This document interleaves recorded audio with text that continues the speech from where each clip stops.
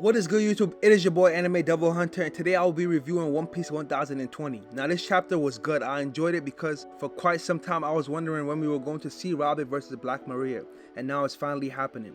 I believe the last time we got a serious Robin fight was pre-time skip, so now we finally get to see her go all out and demonstrate what she learned during those 2 years. Besides Robin, we also got an interesting Devil Fruit reveal by a special someone. We also got an update on Luffy and some big stuff that's about to happen in the upcoming future chapters, so we got some stuff to talk about. But before we get into all that fun stuff, for those of you who are new, subscribe. Join the family, that way you'll get all sorts of One Piece and other anime and manga related series coming straight to your feed.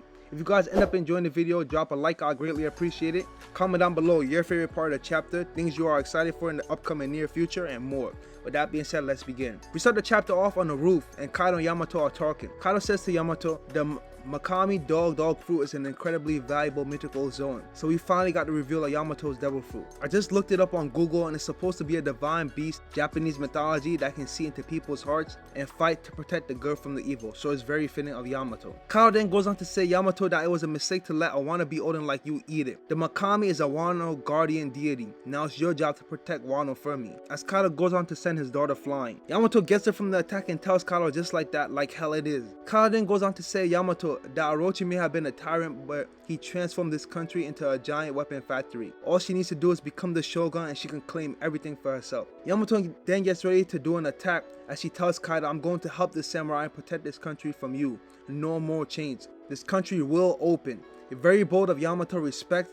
She's already had my respect for holding off Kaido till Luffy came back, but this is just beastie. Yamato then does her Namuji Hyoga, which translates to Divine Glacial Fang. Kaido then gets a flashback of Oden saying open the country, and Kaido immediately says I'm not gonna let that happen. He then does his breath blast, and then we get a clash of breaths between Yamato and Kaido, which look absolutely fire. I can't wait to see what Toei does with this. They have been absolutely killing Wano. It might be my favorite anime arc.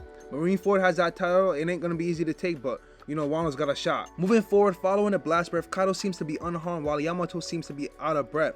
Kaido then says to Yamato to not push her luck. So before we move on to the next part of the chapter, I want to talk about Yamato and the Straw Hats real quick. Many people, including myself, seriously want Yamato to join the crew. I feel like she'll be a great asset to the future king of the pirates, and on top of that, I love her personality. Like, imagine her running around the ship yelling, I'm Oden, while Luffy and Sanji are arguing over who broke into the fridge last night. That'd be hilarious. But the biggest question everyone has is, if she joins the crew, where does she rank in strength? Like, specifically between her, Sanji, and Jinbei. Could you see Sanji or Jinbei holding off Kaido till Luffy comes back? Obviously, Kaido might be holding back a little bit, but let me know in the comment section. Moving on, in the next panel, we head to the 3rd floor on the Great Banquet Hall, the location of Black Maria and Robin fight. We see Brook yelling at Robin to get a hold of herself. We then see fake copies of all the people who passed away that Robin was close to. For a moment, it feels like Robin was falling for Black Maria's trick. I mean, we see her eyes getting watery over seeing Saab. R.I.P. Saab. As she walks towards Saab, Brook tells Robin, don't get any closer. Robin then says, I know, but it's such a shame. She then goes on to do her Tresmano Freesia attack and just starts slapping all the illusions up, which were Black Maria's men, or Wu men. That was corny. After defeating them, Brook tells Robin, you should have gave me a sign that you were unaffected. How can they mess with someone's memories like that? As Robin and Brook run, Black Maria and her men attempt to chase after them, and Brook's like, are you kidding me? This place feels like it's haunted. Brook's always cracking up jokes, man. But in the middle of this, Robin asks Brook why wasn't he affected neither. Brook tells her he was adrift in the mist for 50 years. Of course he dreamt of his friends surviving, yet it always hurt when he imagined their faces. Oh, poor Brook, all them years spent alone. Glad he found the Straw Hats though. Robin then smiles and says we're like 2 peas in a pod, and Brook's like, now all we have to do is overcome our current ordeal. Black Maria then swings her weird Furusudo Wanayudo, which is like a headless man on a staff that's smiling who keeps starting fires. I love Oda, man. Black Maria then goes on to rapidly spin her staff, and Brook's reaction is hilarious, like look at his face. Black Maria then says so illusions don't sway you, but dreams do. After all, you're deluded enough to think you can win against Kaido. So Black Maria is trying to light the entire ground on fire. Yeah, she's crazy. Robin then uses her spiderweb like technique to like lift her and Brook off the ground. Robin tells Black Maria, if you keep doing this, you're going to light the whole castle on fire. Black Maria says, are you worried about your enemies? That's rich. If you care so much, then surrender and just let us catch you, Nico Robin. Brook then goes on to ask Robin if she can hold him for a few seconds. Brook then goes into his ghost form and uses his cold soul to freeze the man on the wheel who was setting the room ablaze. This attack takes him out of commission and puts a stop to the fire. Black Maria immediately gets mad and tries to strike Robin and Brook, while they hang on to the ceiling. Luckily, they managed to drop down right before she attacked. Black Maria then says, you don't know when to give up, do you? Don't you get it, Nico Robin? You must know deep down your friend will always sell you out. Blackleg called you out right to me. In the midst of this, Robin is about to fall into the flames, but Brook does his soul parade to freeze the ground, which looked really cool. Can't wait to see Toei do something with that. Black Maria and Robin are now both on the ground. Black Maria then goes to say to Robin, big shots from all over the world are after you. You are nothing but a burden to your crew. That's why it's so easy to lure you here. We then remember back to when Sanji called Robin to save her. Black Maria then goes on to say how all of Onigashima heard that laugh and stopped. She also said since Sanji has the crew's second highest bounty, that should tell you something. Brook then laughs and says Sanji is extraordinary, which I totally agree with.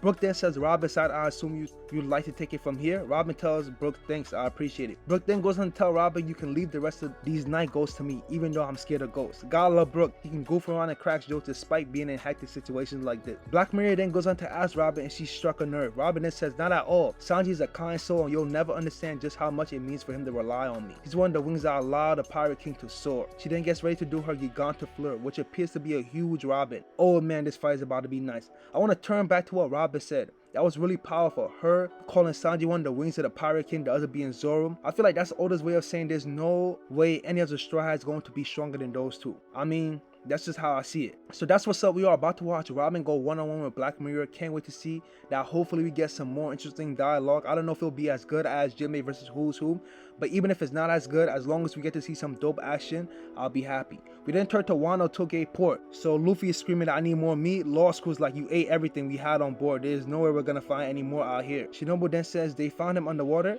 It has to be a miracle. And Lost Crew like, we heard something. Momo then tells Luffy he's happy he's alive, and Luffy's pretty beat up, like he's exhausted. Like that's the type of Luffy like you'll see after him having like a crazy huge battle. But this is a Yonko, so that's totally expected. And he was going one-on-one with him, so come on now, totally expected. Luffy then says to Momo, you fell down here just like we did, huh? Momo then reveals it was because of Shinobu's kite that allowed him to escape. But right after that, Momo begins to break down and cry to Luffy about the scabbards and all the other depths. It's at this moment Luffy tells him this isn't a time for that. You're in charge, you can cry when it's over. We still got to blow Kaido away. And Shinobu's like, Luffy, how could you be so hard? This is huge character development for Luffy. Like this shows how much Luffy has grown as not only as a person but a captain as well. His leadership skills are becoming golden. Drop a like if you agree. It may not hurt as much as it did for Momo, but it really hurts for Luffy as well. Luffy traveled with Kinemon. You know, they've been to different islands together, they've been to different battles, and Luffy knows how personal it is for Kinemon. So best believe Luffy's gonna beat Kaido up even harder next round. He's gonna use all that as fuel. Luffy then says, I won't lose this time. In the middle of this, we see Caribou, who's watching from afar. He thinks, why isn't Luffy fighting? He hears Luffy yell, I need more meat. And Caribou then says, I'll go look for some. Caribou then thinks if he doesn't pull this off, I'll never leave this country. Come on, get it together. So even Caribou slimy ass is rooting for Luffy. Hey, get him that meat so he can get you out of here, bro. In the last panel, Luffy says, oh, and Momo, you're gonna take me up there to finish this, as he points to Onigashima. Momo then says, huh, Luffy? Luffy then tells him, I need you to transform into a dragon and fly. So one last trip to Onigashima to finish this once and for all. Man, what a chapter. I'm seriously glad I did a review. I appreciate the chapter much more. It was a fire chapter. I hope you guys enjoyed the video. Let me know what you thought of the chapter in the comment section below. What was your favorite part of the chapter? If you happen to enjoy the video, drop a like. If you want to see more content from your boy, hit the subscribe button. It's your boy Anime Devil Hunter, and I'll see you in the next one. Peace. Stay safe, guys.